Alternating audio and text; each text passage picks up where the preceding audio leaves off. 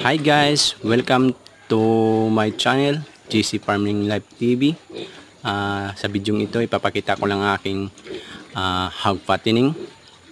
Sa nakikita nyo big video sa first spin, meron tayong 6 dyan. This is my first batch this year. 6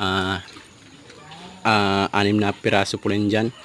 Nasa starter stage na po ito.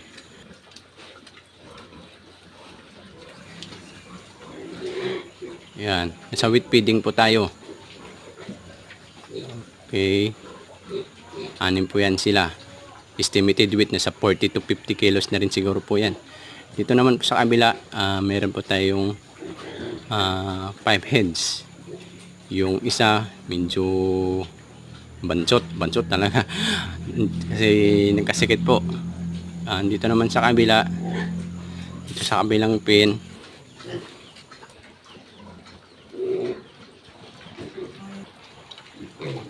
ito naman sa kabilang pin, nasa pre-starter stage na po.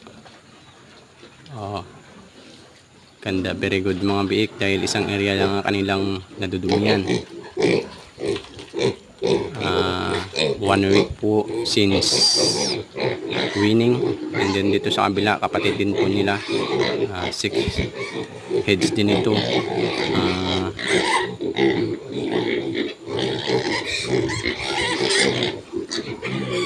Ayan po guys, tsagaan lang. Thank you for watching.